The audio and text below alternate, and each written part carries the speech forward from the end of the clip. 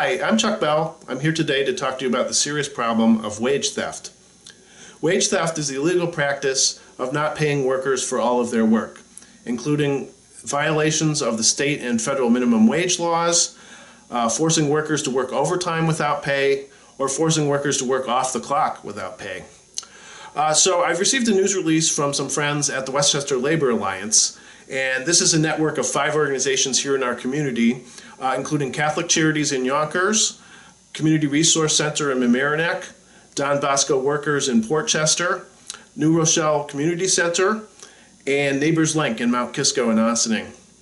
So the Westchester Labor Alliance has been working against wage theft here in our community for some time, but they've got a very specific case right now that's pending against a local employer. And I thought it would be important for me to tell you about it in a video so that you'll pay attention, and I'm hoping also that the news media and other community organizations, people of faith, and others, people in the indivisible movement, will pay attention and help to support these workers. TDL Restoration is the employer that we're talking about. They've employed dozens of construction workers over the last several years to renovate apartments, construct office buildings, repair churches, and build homes all over the New York region, in our area and also New Jersey and Pennsylvania. TDL Restoration's employees have worked very hard, typically over 8 hours a day, 6 days a week, week after week. And as a result, TDL Restoration and its owners have earned a healthy profit. But part of this profit rightfully belongs to the workers, who have been systematically and illegally underpaid for their labor. 3 former employees have sued TDL Restoration and the related companies and the owners of those companies. The complaint alleges that these employers did not pay the workers for all of the hours that they work, that they never paid overtime, that they repeatedly paid their employees with checks that bounced, and that they violated other provisions of the Federal Fair Labor Standards Act and the New York Labor Law. Wage theft by TDL Restoration not only hurts the individual workers who should have been paid more under federal and state law, it also undercuts the businesses of law-abiding contractors whose bids on contracts are higher to reflect the higher labor costs they're actually paying. So in effect, the people and organizations who hire TDL Restoration are unintentionally rewarding them for breaking the law and cheating their workers. There have been several meetings with the 3 workers to gather more information and also to carry out mediation and negotiations with the former employer. The total amount proposed by the workers for a settlement is $215,000. But at each meeting, the lawyer for TDL has only offered $125,000, which is significantly less money. And then they also said that that money could be paid over 5 years, which is unacceptable to the workers. So at each step, the attorneys have consulted with their clients, and the workers have proposed that $100,000 be paid now and the balance of $115,000 over the next 6 months. So the workers basically saying, we want to settle the case for $215,000, but we need to get our money. We can't wait 5 years to get it, which seems completely reasonable. So the trial is going to start on Tuesday, April 30th at the Federal Courthouse in White Plains at 300 Quaropus Avenue, and it could last 3 or 4 days. So the attorneys for the Workers' Justice Center have encouraged the community to show up and to support the workers. They say that could be very helpful, both for the workers and also for persuading the court that this is an issue of substantial community concern. We're especially urged to be visible on the opening day and then during the closing arguments before the case would go to a jury.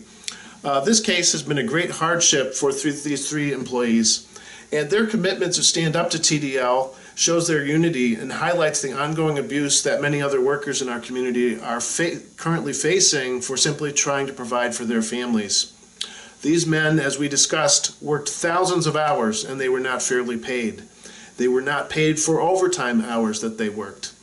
When their paychecks were provided, they actually bounced when they presented them to the bank, and the workers incurred substantial fees from their banks when their money was not sent by the employer. So this week, here's what the schedule would look like. On Tuesday, April 30th, the case would open, there would be jury selection and opening arguments. So that's a good day for the community to show up. There will also be some client testimony, and the jury will be presented with evidence in the case. We expect the case to continue on the following day, on Wednesday, May 1st, with more evidence presented and more testimony from witnesses.